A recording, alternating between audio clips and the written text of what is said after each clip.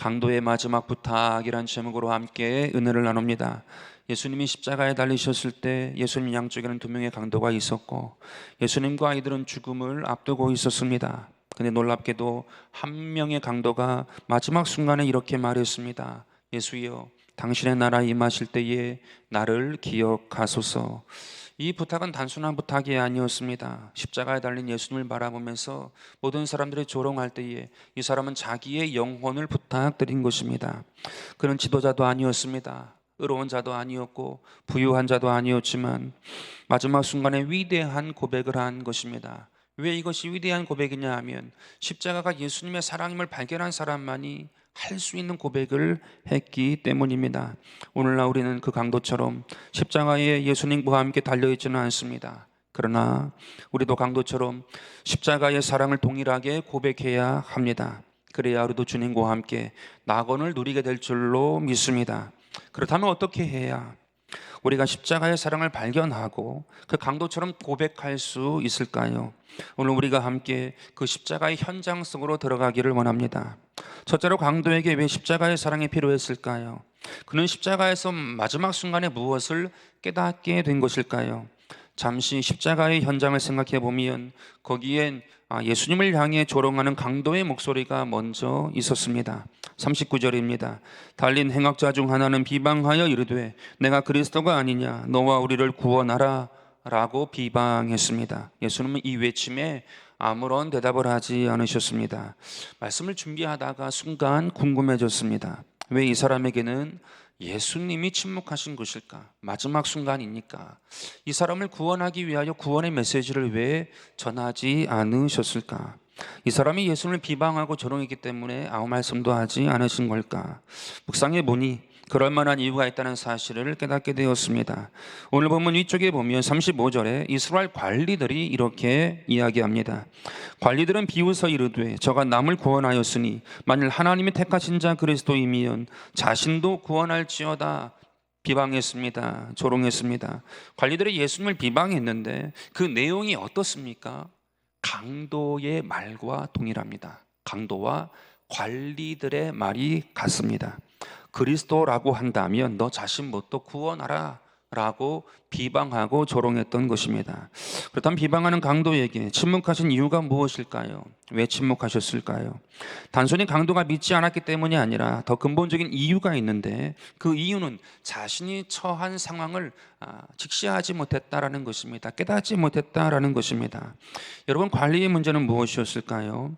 그들은 예수님을 비방하고 비웃었습니다. 남은 구원하였으되 자기는 구원하지 못한다. 우리말로 하면 잘난 체 하더니 꼴 좋다예요. 잘난 체 그렇게 하더니 꼴 좋다라고 비방하고 있단 말입니다. 그들은 어땠습니까? 관리들은 어땠을까요? 그들은 오만했습니다. 오만한 자리에 앉으니 상대방을 비난할 뿐 자신의 영혼은 보지 못했단 말입니다. 마찬가지로 예수님을 비방한 강도는 현재 자신이 처한 모습을 보지 못합니다. 오만함에 빠지면 현재 자신이 어떠한지를 깨닫지 못해요. 자기가 어떠한 상태인지를 보지 못합니다. 오만함은 누구에게나 찾아옵니다. 오만한 자에 대한 경고가 성경에 이렇게 기록되어 있습니다. 잠언 9장 7절인데요. 거만한 자를 징계하는 자는 도리어 능욕을 받고 거만한 자를 책망하지 말라. 그가 너를 미워할까 두려우니라 말씀하고 있습니다. 거만한 자, 오만한 자를 말하는데 설득하려고 하지 말래요.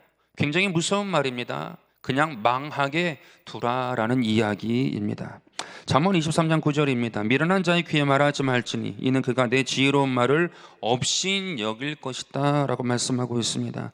여기서 미련한 자는 지능이 모자란 사람, 지능의 문제를 말하는 것이 아니라 진리를 거부하는 사람을 말합니다. 거만한 자, 오만한 자, 그들에게 말하지 말라.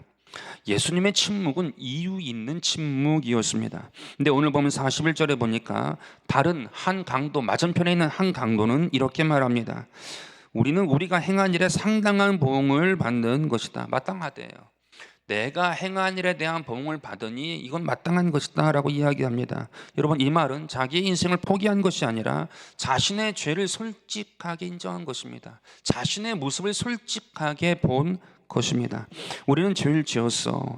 그러니 그 보응을 받는 것은 당연해.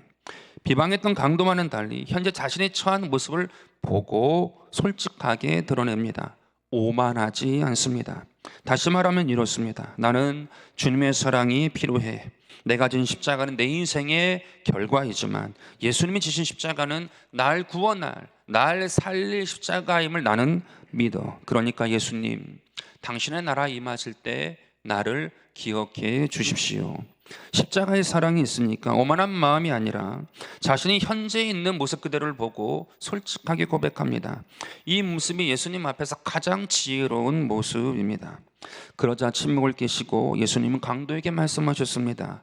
내가 나와 함께 낙원에 있으리라. 침묵을 깨세요.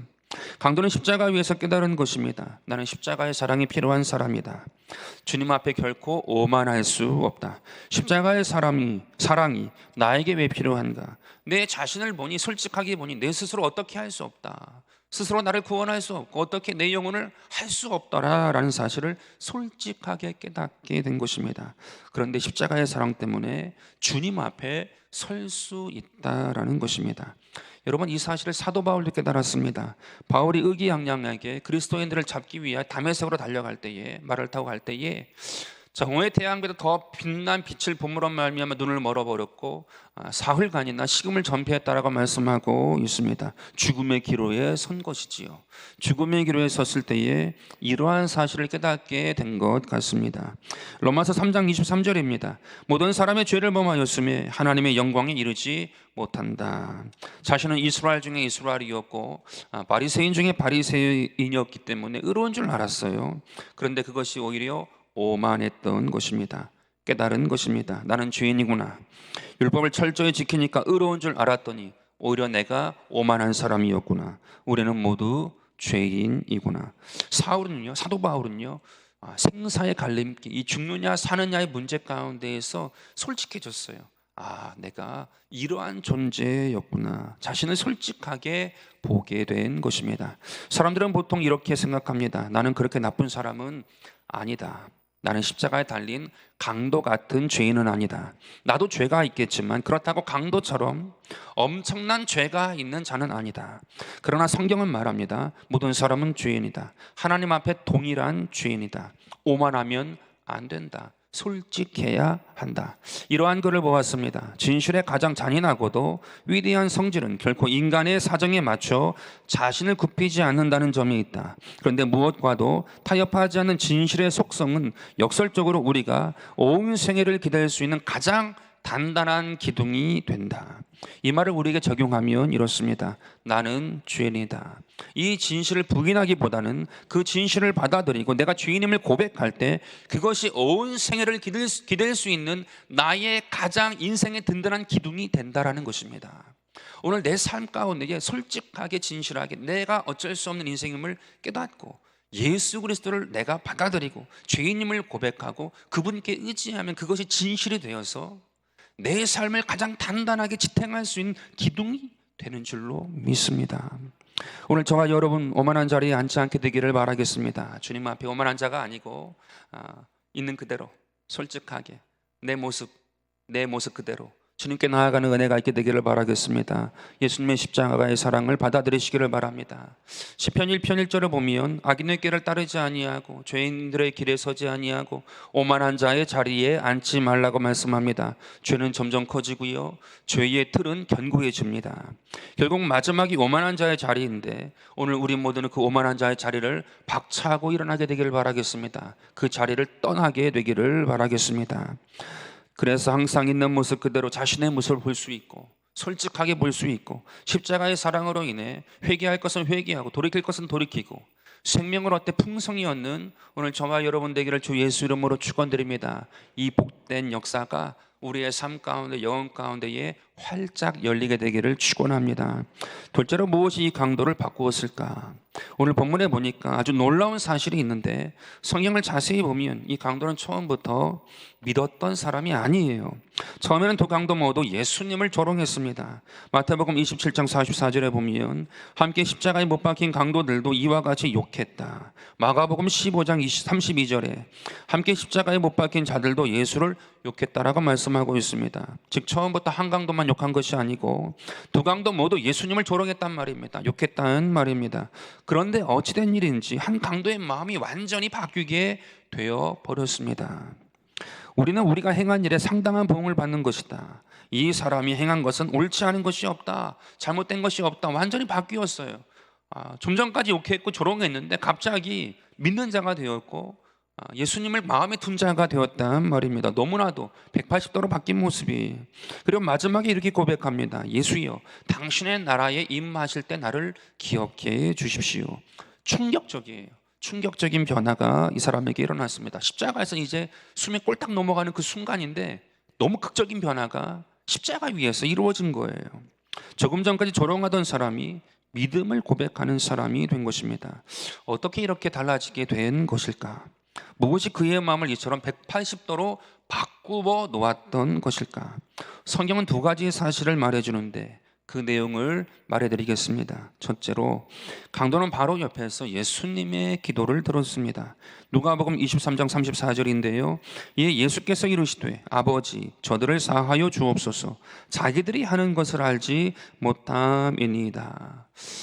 완전히 이 기도를 듣고 이 한 강도가 마음이 180도로 바뀐 거예요. 기록에 보면 십자가의 형은 저주의 형벌이라고 합니다. 왜 저주의 형벌을 하는 별명이 붙었을까? 그렇게 부르게 되었는가?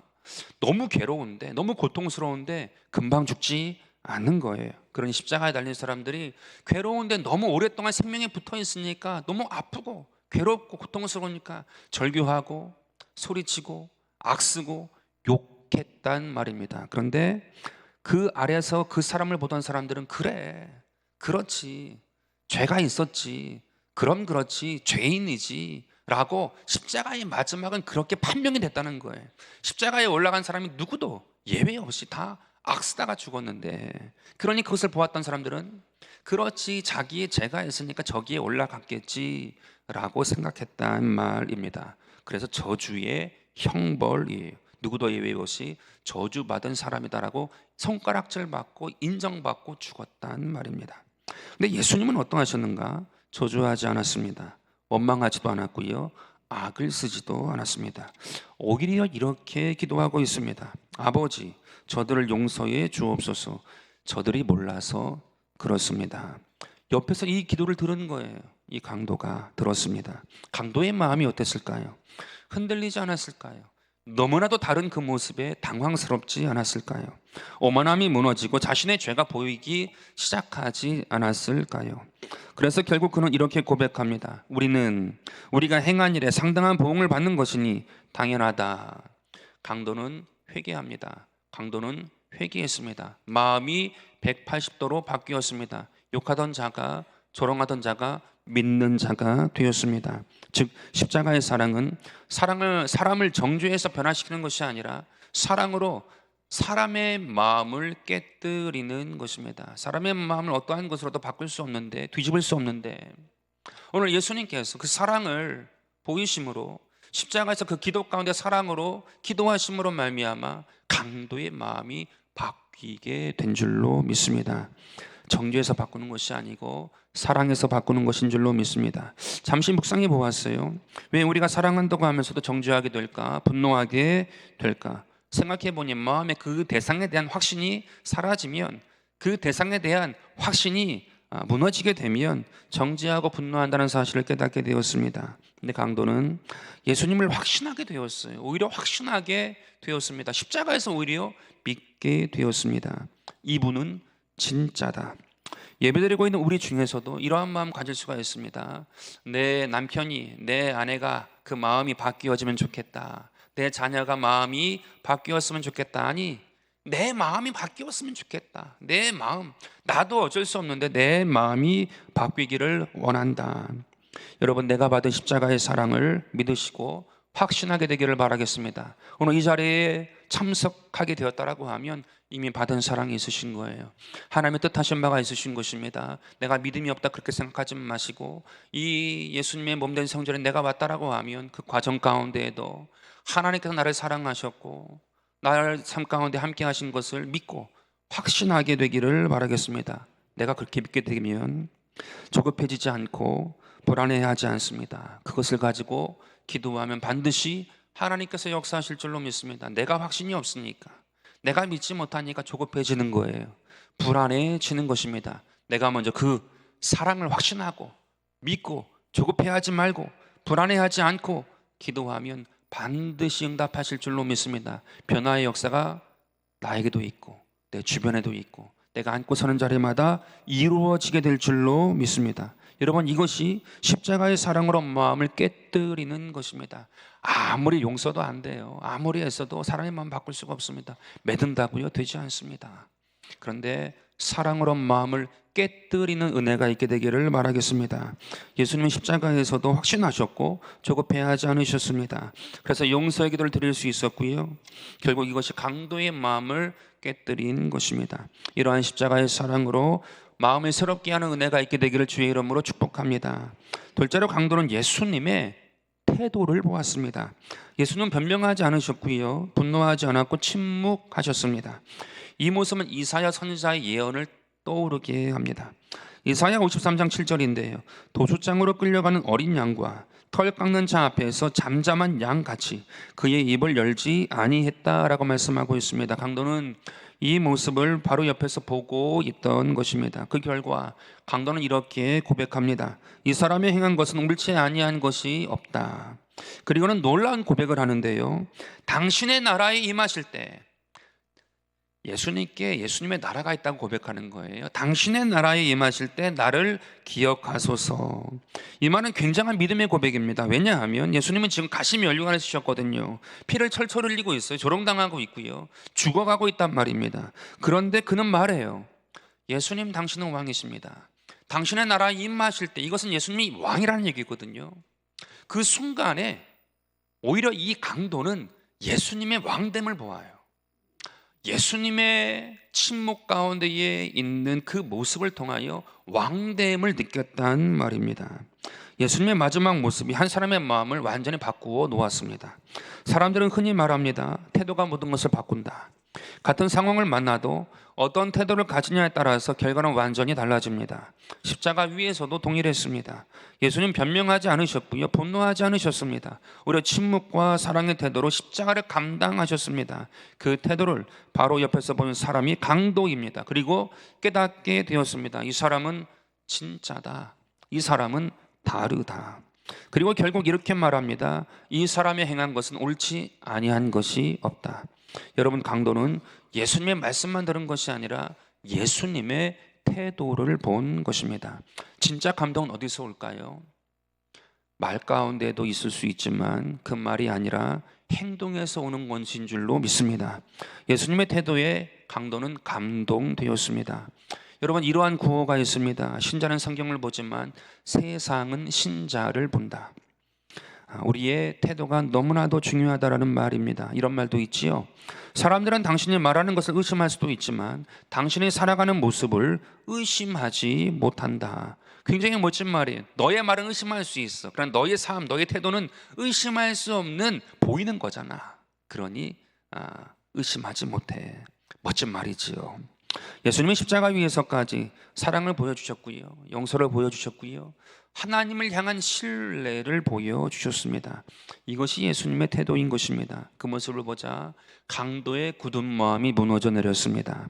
여러분, 이 고백이 놀라운데 주님께 고백하게 된 것입니다. 그래서 결국 당신의 나라에 임하실 때 나를 기억하소서. 그 태도에 그 마음이 무너져서 당신의 나라, 예수님이 왕이시고 그 왕의 나라에 임하실 때 기억해 주십시오. 여러분, 이 고백이 놀라운데 그 이유는 지금 강도가 부활을 본 게 아니에요. 기적을 본 게 아니에요. 막 하늘이 갈라지고 물이 갈라지고 막 여리고 성이 무너지는 그러한 것을 본 것이 아닙니다. 그가 본 것은 십자가에서 죽어가는 예수님을 본 거예요. 그런데 당신의 나라에 임하실 때 기억해 달라고 고백하게 되었던 것입니다. 그는 십자가 위에서 본 것이 무엇일까요? 그가 보았던 예수님은 어떠한 분이셨을까요? 십자가에 죽어가는 예수님은 어떠한 분의 모습으로 보았던 것입니까? 왕의 모습, 왕의 태도를 보았던 것입니다. 그로 인해 강도를 믿게 되었고 그의 운명이 바뀌게 되었습니다. 여러분, 운명하면 우리는 살아있는 이 땅에서의 운명만을 생각을 해요.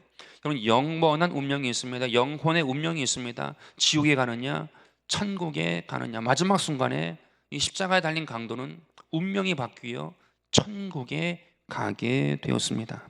이 말씀을 묵상하다가 떠오른 생각이 있어요. 예전에 어렸을 때 최자실 목사님이 지역장, 구역장들이 새롭게 세워지면 가르쳤던 내용인데, 어떠한 내용이냐면 제가 그냥 말할게요. 허리 펴, 시선은 15도, 걸음은 빠르게, 구차한 말은 하지 마. 이 네 가지.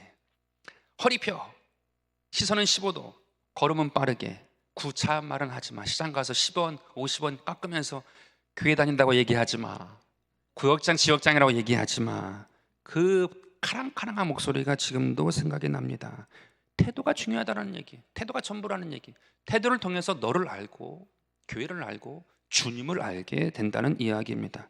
여러분, 우리가 배웠으면 좋겠습니다. 우리도 허리 펴고 시선은 15도, 걸음은 빠르게, 구차한 말은 하지 않게 되기를 바라겠습니다. 믿는 자잖아요. 자부심이 있어야지. 믿음의 복된 자녀인 것을 믿고 의지하고 살아야죠. 구차한 말 하지 않게 되기를 바라겠습니다. 구차한 말 실컷 해놓고 대전순복음교회 다닙니다, 그런 말 하지 않게 되기를 바라겠습니다. 10원 깎고 50원 깎고 대전순복음교회라고 얘기하지 마세요. 마태복음 5장 16절입니다. 이같이 너희 빛이 사람 앞에 비치게 하여. 우리에게 빛이 있답니다. 우리에게 과연 무슨 빛이 있는가? 이 빛이 무엇인가? 정체가 무엇이냐? 그들로 너희 착한 행실을 보고라고 말씀하고 있어요. 우리 안에 빛이 있는데 그 빛이 우리의 태도를 통해서 나타난다는 얘기입니다. 우리의 태도가 빛이래요. 가식과 거짓을 말하는 게 아니고 내 안에 거룩한 것이 태도를 통해서 나오는 은혜가 있게 되기를 바라겠습니다. 그때 하늘에 계신 너희 아버지께 영광을 돌리게 된다. 잠언 16장 32절입니다. 노하기를 더디하는 자는, 여러분 이것도 역시 태도입니다, 용사보다 낫고 자기 마음을 다스리는 자는, 여러분 마음을 다스리는 자를 우리가 자꾸 교양 있는 사람, 많이 배운 사람, 집안이 좋은 사람 그렇게 생각을 하는데요, 여러분 이것도 태도예요. 내가 주님 안에서 어떠한 태도, 자세를 가지고 살 것인가. 그 사람이 자기 마음을 다스린단 말입니다. 성을 빼앗는 자보다 낫다라고 말씀하고 있습니다. 여러분, 우리에게 이 권위 있는 왕의 기도, 왕의 태도가 있게 되기를 바라겠습니다. 내가 먼저 그 복연이 되시고 그 복을 흘려보내는 정말 복된 자가 되기를 주의 이름으로 축원드립니다. 셋째로, 십자가 사랑은 인생의 마지막을 바꾸어 줍니다. 강도가 이렇게 부탁합니다. 나를 기억하소서, 기억해달라. 그는 구원을 요구하지 않았어요. 대단한 신비한 것을 이야기하지 않았습니다. 그저 기억해달라고 이야기했습니다. 그런데 놀랍게도 예수님은 이렇게 대답하십니다. 오늘 내가 나와 함께 낙원에 있으리라. 오늘날 우리도 주님께 구할 때 주님께서 우리를 낙원에 있게 하시는 줄로 믿습니다. 낙원을 누리게 하시는 줄로 믿습니다. 이 말씀을 좀 더 구체적으로 살펴서 은혜를 받고자 하는데요, 세 가지 은혜가 숨어 있습니다. 첫째, 즉각적인 구원을 말씀하셨습니다. 오늘이에요. 오늘 낙원에 있으리라. 여러분, 이것이 지금 죽으니까 네가 오늘 낙원에 간다 이 의미가 아니고요, 믿는 그 순간에 너는 이미 낙원에 있는 것이다, 이 얘기를 하고 계신 거예요. 네가 지금 고백했고 나를 믿었기 때문에 이미 십자가에서 지금 숨지기 전이지만 이미 낙원에 있다라는 이야기, 그 의미를 갖고 있습니다. 구원은 미래의 일이 아니라 지금 즉시예요. 지금 바로예요. 내 삶 가운데 이루어지는 거예요. 한번 가슴에 손을 얹고 스스로 한번 물어보세요. 내가 지금 예수 믿는다고 하고 교회까지 나왔고 찬양도 하고 기도한다고 예배드리고 있는데 내 안에 기쁨이 있는가? 구원의 기쁨이 있는가? 낙원이 있는가? 죽어서 천국 가는 그 의미가 아니고, 천국 가면 나의 맨션이 있다, 그런 얘기 많이 했잖아요. 그런 맨션, 천국 가야 있는 맨션이 아니고 죽어야 가는 맨션이 아니고, 내 마음 심령 가운데 지금 이 천국의 맨션이 있는가, 낙원이 있는가, 여러분 이것을 우리가 진단할 줄 아셔야 되고요.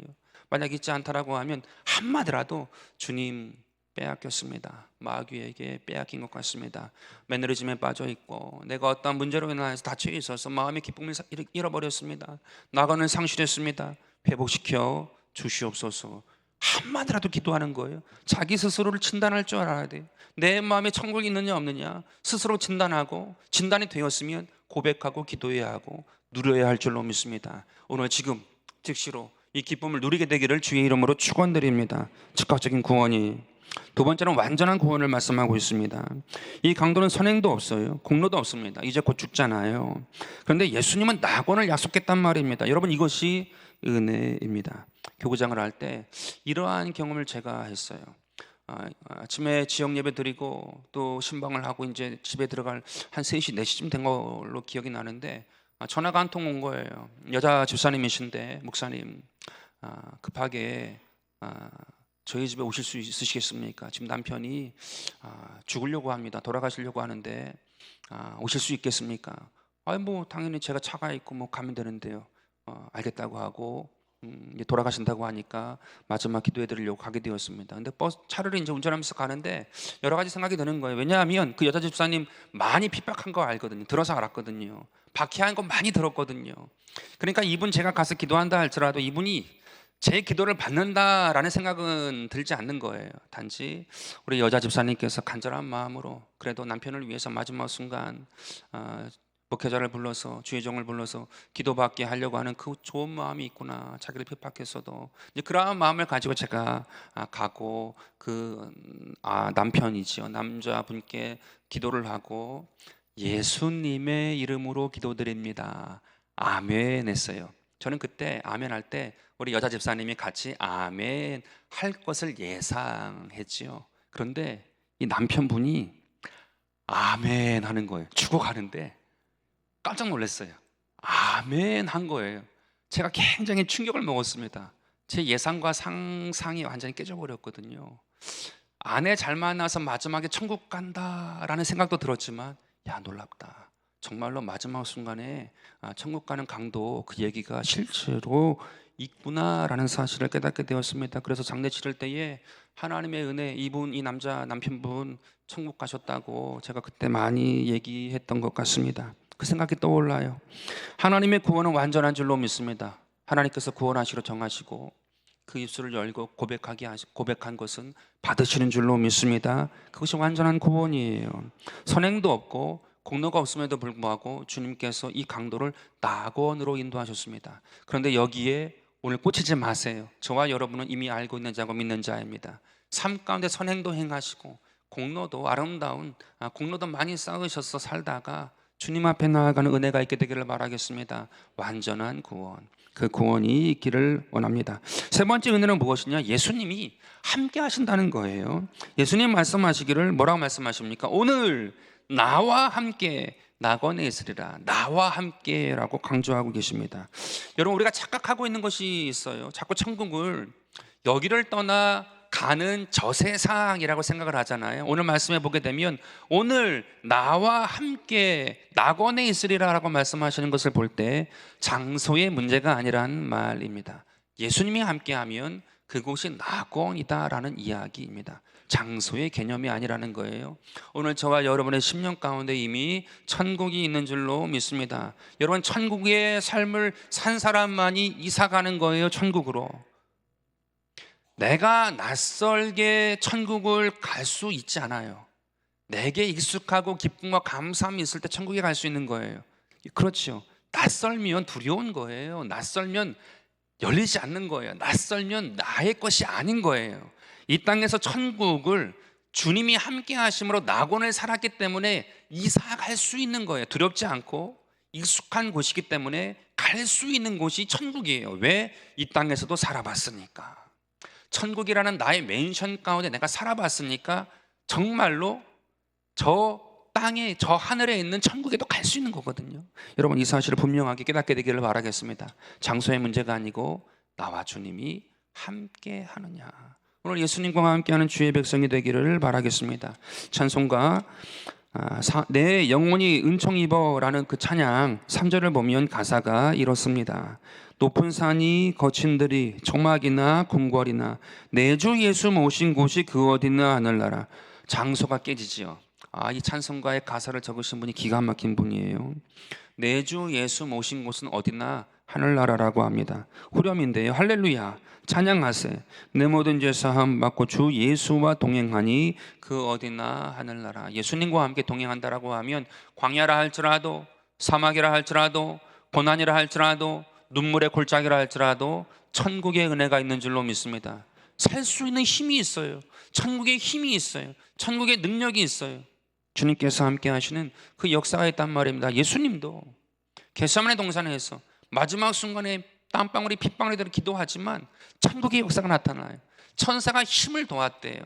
광야라 할지라도 사막이라 할지라도 눈무의 골짜기라 할지라도 내 안에 천국이 있는 자 가운데는 힘을 돕는 역사가 일어나게 되는 줄로 믿습니다. 이 은혜를 경험하고 나아가면 반드시 진짜 하나님께서 부으시는 그 놀라운 역사를 경험하는 날이 있어요. 삶으로도 육체로도 봄으로 맛봄으로 들음으로 느낌으로 삶 가운데 누림을 진짜로 경험하다가 천국 가게 하십니다. 낯설지 않게 하나님께서 익숙하게 하시다가 부르신다는 말입니다. 이 복을 누리게 되기를 바라겠습니다. 그런 예수님만 계시면 그 어디나 하늘나라인 것입니다. 지난주에 이어 이번 주에도 장례가 있었는데요. 장례식장에 갈 때마다 깨닫는 것이 동일한 것이 하나 있어요. 무엇이냐면 장례식장조차 예수님만 계시면 거기에 하늘나라가 이루어져요. 평안이 있고요. 조용하지만 차분하지만 힘이 있단 말입니다. 위로가 있고요. 소망이 있고 믿는 자의 은혜가 있어요. 소망이 사랑이 있고 믿음의 그 강력한 능력이 나타나요. 그러니까 서로 격려할 수 있고 서로 간에 힘이 되고 서로 간에 진짜 위로가 되는 것을 느낀단 말입니다. 어떻게? 예수님이 계신 곳은 그 어디나 하늘나라예요. 오늘 저와 여러분의 삶 가운데 그 은혜가 있게 되기를 바라겠습니다. 우리 모두 항상 예수님을 모시고 살아가는 주의 귀한 백성 되기를 바라겠습니다. 말씀을 정리합니다. 예수는 십자가에서 두 강도 사이에 계셨습니다. 두 사람은 모두 죄인이었고 형벌도 같았습니다. 그런데 오만함 가운데 자기 자신을 보지 못한 사람은 마지막 순간까지 조롱하고 욕하다가 죽었습니다. 자신이 죄 많은 존재임을 깨달았던 사람은 믿게 되었습니다. 나에게 혹시 오만함이 있다라고 하면 버리게 되는 은혜가 있게 되기를 바랍니다. 그것을 버리고 하나님 앞에 솔직하게 되어서 주님 나라 임하실 때 나를 기억하소서, 이것이 이루어지게 되길 바라겠습니다. 사실 믿게 된 강도도 처음부터 믿은 것은 아니었습니다. 그러나 예수님의 기도를 들었고 예수님의 태도를 보고는 마음이 바뀌게 되었습니다. 결국 그의 운명도 바뀌게 된 줄로 믿습니다. 예수님은 강도의 마지막 부탁도 들어주셨습니다. 오늘 저와 여러분의 기도, 부탁, 간구 들어주실 줄로 믿습니다. 그 주님을 신뢰하고 기도하는 은혜가 있게 되기를 바라겠습니다. 이 십자가의 사랑을 경험하시고 이 예수님을 경험하시고 복인이 되어 살아가는 저와 여러분 되기를 주 예수 이름으로 축원드립니다. 오늘도 주님은 우리에게 복 주시기를 원하시는 분이십니다. 오늘도 주님께서는 함께 하시는 분이십니다. 이 주님과 함께 세상을 향해 나갈 때 승리하고 기뻐하고 감사하고 뒤로 물러가지 마시고 낭망하지 마시고 절망하지 마시고 순간 잠시 바람이 휘일 수는 있어도 다시 돌아오는 그러한 놀라운 은혜의 사람이 되어서 마침내 주시는 그 큰 은혜와 복을 누리는 하나님의 귀한 백성 되기를 주 예수 이름으로 축원드립니다. 아버지 하나님 은혜와 사랑을 감사드립니다. 강도의 마지막 부탁, 주님께서 오늘도 우리의 그 기도 간구를 들으시니 감사합니다. 주 안에 우리가 거하니 감사합니다. 주님, 오늘도 풍성한 은혜, 그 성령의 위로하심과 성령의 역사하심과 인도하심을 누리는 우리 모두가 되게 하여 주옵소서. 살아계신 예수 그리스도 이름으로 기도드립니다. 아멘.